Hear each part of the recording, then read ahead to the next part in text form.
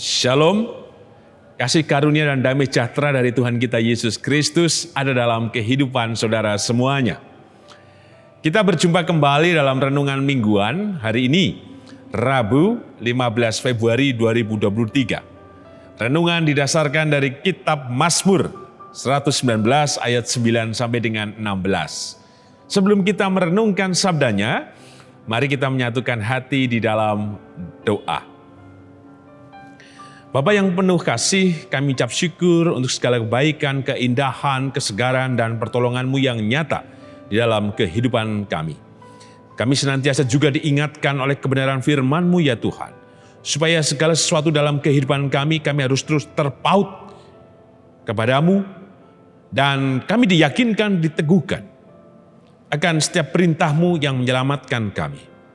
Untuk itu ya Tuhan, kebenaran sabda-Mu yang hendak kami renungkan bersama, kami yakin dan percaya, ini adalah kuasa-Mu yang bekerja, supaya kami terus bergembira, terus bergemar dalam kehidupan yang kami tempuh.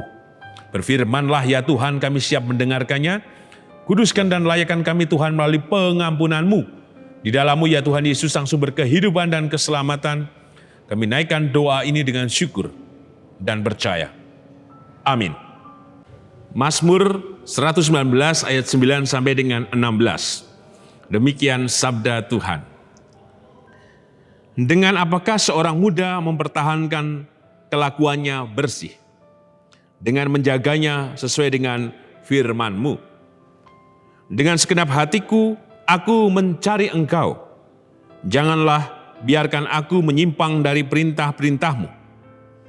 Dalam hatiku, aku menyimpan janji-Mu, supaya aku jangan berdosa terhadap Engkau. Terpujilah Engkau ya Tuhan, ajarkanlah ketetapan-ketetapan-Mu kepadaku. Dengan bibirku aku menceritakan segala hukum yang Kau ucapkan. Atas petunjuk peringatan-peringatan-Mu, aku bergembira, seperti atas segala harta. Aku hendak merenungkan titah-titah-Mu dan mengamat-amati jalan-jalan-Mu. Aku akan bergemar dalam ketetapan-ketetapan-Mu, firman-Mu tidak akan kulupakan. Berbahagialah kita yang merenungkan sabda Tuhan dan berbahagialah kita yang percaya. Haleluya. Amin. Yang kakung, yang putri, Bapak, Ibu, Saudara, dan anak-anak, tema renungan mingguan hari ini Rabu 15 Februari 2023 adalah tidak lupa. Saya teringat pada salah satu pendadaran yang dilakukan oleh majelis. Pendadaran mempersiapkan para orang tua yang hendak menyerahkan putra-putrinya menerima tanda baptis. Yang menarik dan yang paling saya ingat adalah ketika salah seorang pradoto atau majelis ngendiko, bicara dengan pertanyaan bagaimana nantinya putra-putri dari para orang tua yang hendak membaptiskan anaknya tadi, menyerahkan untuk menerima tanda baptis, untuk kemudian mendidik mereka dalam iman. Khususnya pula ketika anak-anak masuk pada jenjang yang lebih tinggi. Misal pada TK, SD, SMP, dan SMA. Dan ketika para orang tua menjawab, sang majelis mengatakan, saya punya pengalaman. Saya sekolahkan semua anak-anak saya, mulai dari paling dasar di sekolah-sekolah Kristen. Paling tidak kalau di Jogja ya, mulai dari TK dan SD Bob Kri gitu. Saya sempat kaget. Dan kemudian saya hanya berdiam dan memaknai itu semuanya. Dan betul, ketika pada saatnya anak saya harus menempuh ke sekolah dasar, saya sempat berdialog dengan istri. Saya katakan kepada istri saya, ini Yaser besok masuk sekolah negeri saja. Biar pengalamannya seperti saya kan dari SD, SMP, SMA, sekolah negeri terus. Biar dia punya pengalaman, keragaman budaya, keragaman agama dan semuanya. Itu dalam pikiran saya. Dan istri saya mengatakan, ojo Pak, mesake. Lalu saya, kemudian apa yang dimaksud dengan mesake? Lalu istri saya mengatakan, iya, lebih penting kemudian ragat di SD Bobri. Karena SD Bobri kan bukan negeri. Karena ada hal yang baik yang bisa didapatkan. Bukan persoalan intelektual saja, tetapi soal iman. Oh iya, saya akhirnya diingatkan akan hal tersebut. Saya mengingat ketika anak saya sekolah di TK Bobri Gondokusuman, ada hal-hal yang baik yang saya temukan dari setiap pengajaran atau kurikulum pendidikan di TK Bobri Gondokusuman. Saya tidak pernah mengajari anak saya berdoa, tetapi anak saya bisa berdoa. Dan banyak hal. Dan benar pula, ketika anak saya sekolah di SD Bobri Gondolayu, ada hal-hal yang mengagetkan saya secara spiritual. Soal pengetahuan imannya, soal cara menganalisa, bahkan pada hal yang terkecil soal menafsirkan juga menjadi baik. Persis pula dari pengalaman salah seorang rekan pendeta yang mengatakan kepada saya dalam beberapa hari yang lalu ia hadir di Pastori 1. Yang menceritakan pengalamannya bahwa pendidikan awal untuk anak-anak itu paling diingat, direkam oleh anak-anak itu. Dan menjadi modal, menjadi pondasi anak-anak itu bertumbuh dan berkembang. Tentu dalam perjalanannya nanti ada sosialisasi lain. Kalau dalam bahasa Peter Berger, seorang sosiolog agama mengatakan bahwa ada sosialisasi primer, biasanya dari keluarga, terus nanti sosialisasi sekunder yang kadang juga mempengaruhi yang primer. Tapi kembali, rekan pendeta ini mengatakan, yang paling utama memang dimulai dari keluarga itu. Pendidikan yang benar, dasar iman yang benar, sehingga anak bertumbuh dengan baik. Maka 3 dialog inilah, tadi dari majelis, istri, dan rekan pendeta. Maka menjadi penting soal pendidikan iman. Supaya generasi-generasi kita adalah generasi yang berperilaku, bertindak secara iman. Yang menunjukkan bahwa mereka memiliki kepercayaan yang benar. Di teks yang kita renungkan dimulai ayat yang ke-9. Dengan apakah seorang muda mempertahankan kelakuannya bersih dengan menjaganya sesuai dengan firman-Mu. Bahwa generasi muda ditentukan tentu saja pada model pendidikan. Pendidikan iman dalam keluarga atau pendidikan iman yang didapatkan dari sekolah-sekolah formal. Bahkan juga pendidikan-pendidikan iman, tanda kutip, dan sekolah-sekolah informal. Misal di gereja, sekolah minggu, pemuda, remaja, dan semuanya. Ini menjadi kekuatan yang penting. Supaya anak-anak kita, generasi kita ada generasi yang bertumbuh. Disebut mempertahankan kelakuannya berarti apa sih? Disebut bersih. Berarti apa? Keteguhan pada panggilan sebagai murid-murid Kristus. Kata bersih disebut mempertahankan kelakuan. Artinya apa? Sikap dan perilaku kehidupannya benar-benar menjadi berkat untuk dirinya dan kehidupan bersama. Dengan menjaganya sesuai dengan firman-Mu. Artinya jika anak-anak kita terus berproses dalam kelakuannya yang hidup bersih, yang murni, yang sungguh itu, mereka dengan sendirinya disebut menjaganya sesuai dengan firman Tuhan. Mengarahkan setiap generasi itu pada kehidupan yang lebih baik. Maka inilah yang menjadi pesan pertama bagi kita. Mari kita kembali perhatikan generasi-generasi kita, anak cucu kita. Lalu apakah kita hanya mempertahankan generasi atau memperhatikan generasi anak cucu kita? Oh tidak. Tetapi juga memperhatikan diri kita pada bangunan-bangunan iman. Bukan berarti kita yang lebih tua, yang lebih berumur, lebih berpengalaman, tidak memerlukan pendidikan iman itu sendiri. Marilah kita terus berjuang dengan mendidik dan dengan kita menjadi teladan untuk anak cucu kita. Inilah pesan yang pertama. Supaya apa? Supaya kelakuan generasi muda inilah,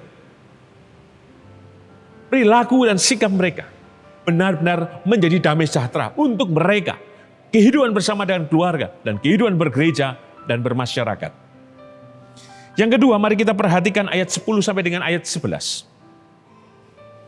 Ada kata segenap hati dan dalam hati.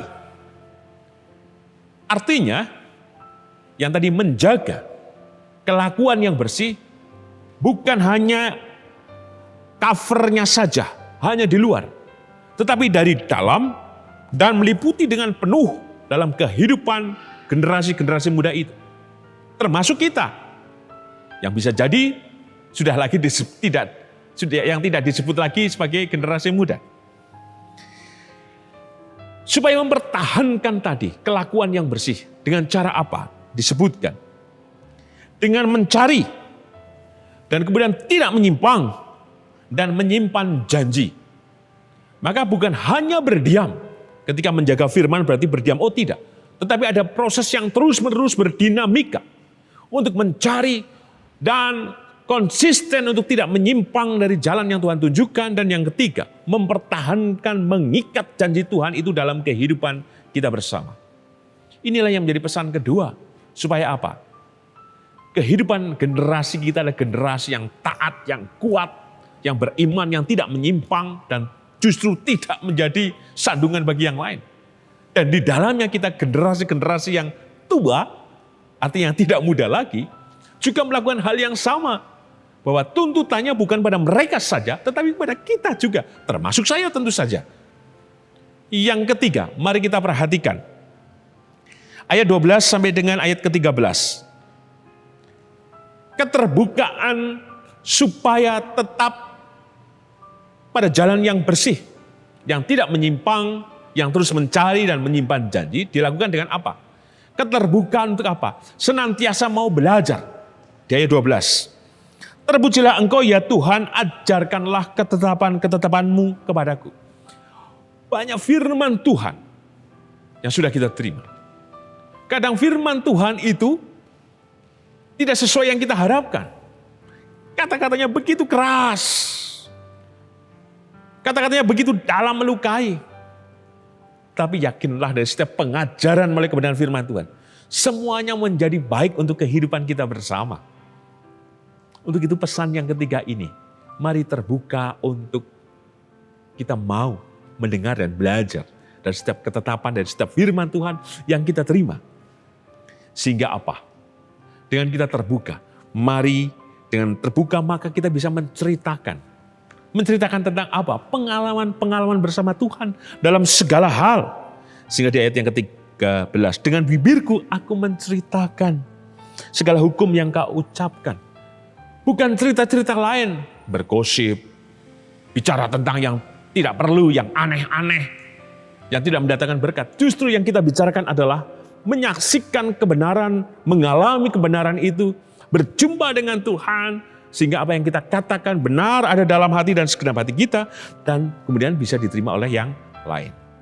Sebagai penutup, tema tidak lupa. Tidak lupa dimulai dari apa?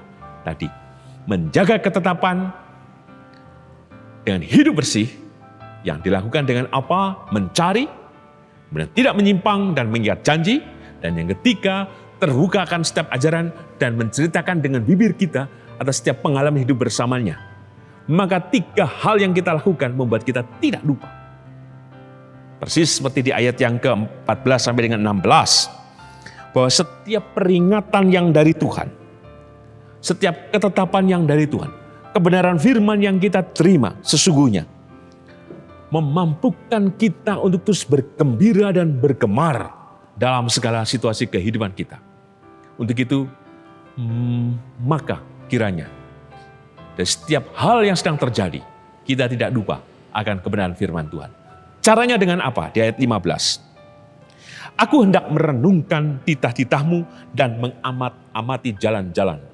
Dengan merenungkan dan mengamati, maka kita bisa meyakini bahwa Tuhan tidak pernah melupakan kita.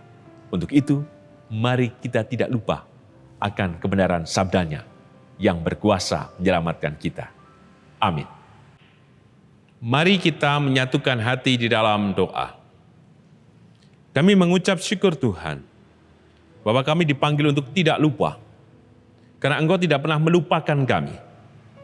Maka kami yang tidak lupa, kami dibangunkan dalam kesadaran untuk hidup bersih, dengan cara terus mencari-Mu, tidak menyimpang, dan mengikat pada janji-Mu yang menyelamatkan kami, sehingga kami terbuka akan setiap ajaran-Mu, dan kami dimampukan untuk juga meraih dari setiap ketetapan-ketetapan-Mu yang buat kami gembira dan bergemar. Untuk itu, tolonglah kami Tuhan. Karena kebenaran-Mu, ya dan amin, kini dan selamanya dalam seluruh hidup kami. Berkatilah kami untuk bisa taat dan melakukan setiap kebenaran firman-Mu. Karena melalui kebenaran firman-Mu, kuasa dan mujizat-Mu bekerja atas hidup kami. Karena kuasa-Mu bekerja, maka kami yakin ya Tuhan, Engkau hadir atas kehidupan Bapak dan Ibu Priyono, Ibu Ami Birowo, anak Amoresia, Ibu Sri Utami Suprapto, Ibu Francisca Nena Bifan, Bapak Ngatimin, Bapak Wilson Siagian, Bapak Cahyo Muntadi, Bapak Saharun, Bapak Warsito Utomo, Ibu Endang Joko Triyono, Bapak Rapin Sukarsono, Bapak Prayitno Hadi, Ibu Vika Maryana. Demikian juga dengan kehidupan Ibu Rusmiati Buyung, Ibu Sarno, Ibu Tugira Sariman, Ibu Suparmo, Ibu Rusmiati Suhardi, Ibu Murjangkung, Ibu Endang Karno, Bapak Budiandono, Ibu Kun Mariatin Subardi, Ibu Joyo Pawiro, Bapak Sadal Paulus, Bapak Kristen Dauribu, Bapak Elias Sariman, Bapak dan Ibu Sunarto Saputro, Ibu Mardi Utomo, Ibu Yatmi Artini Rusdi, Bapak Suprapto, Ibu Sri Suwarsi Rahayu. Kasih-Mu Tuhan yang hadir, menguatkan, menyelamatkan, menyegarkan, dan memulihkan dari setiap kondisi apapun yang sedang dirasakan, diderita oleh hamba-hamba-Mu. Kami yakin Tuhan, kuat kuasa dan mujizat-Mu berkarya di dalam kehidupan hamba-hamba-Mu ini. Demikian juga untuk seluruh keluarga yang mendampingi, berikan kekuatan, ketabahan, kesabaran, dan ketangguhan iman dalam kasih dan cinta-Mu itu, ya Tuhan Yesus. Kami juga berdoa atas setiap pergumulan kami masing-masing.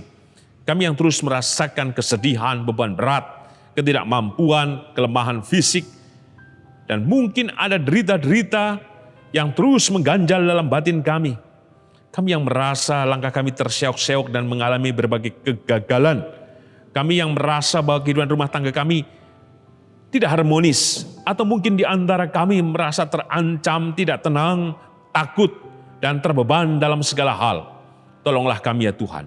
Sempurnalah kasih-Mu yang hadir menyelamatkan kami. Sehingga melalui kasih-Mu itu kami menemukan penghiburan, kekuatan, dan jalan keluar dan kehidupan yang dari-Mu ya Tuhan Yesus. Untuk itu berkatilah juga anak-anak dan cucu kami dari setiap pekerjaan, dari setiap usaha mereka. Kami yakin Engkau hadir atas kehidupan mereka. Kami yakin pula Tuhan Engkau memberkati kehidupan bergereja di GKJ Sarimulyo. Kasih-Mu nyata, berkat-Mu berlimpah. Kami juga berdoa untuk bangsa dan negara kami Indonesia, memberikan keamanan, kesejahteraan, ketentraman, dan rahmat-Mu besar ya Tuhan. Kami juga terus berdoa dan percaya bahwa peperangan antara Rusia dan Ukraina akan berhenti oleh karena pertolongan dan cinta-Mu. Tolonglah ya Tuhan. Kami yakin Engkau mengetahui, kami yakin Engkau sudah bertindak, dan kami yakin Tuhan keselamatan-Mu yang membuat perdamaian dunia diwujudkan. Di dalam-Mu ya Tuhan Yesus, Sang Sumber kehidupan dan keselamatan. Kami naikkan doa ini dengan syukur, berserah dan percaya. Amin. Tuhan Yesus memberkati Eyang Kakung, Eyang Putri, Bapak Ibu Saudara, dan anak-anak kini dan selamanya. Amin.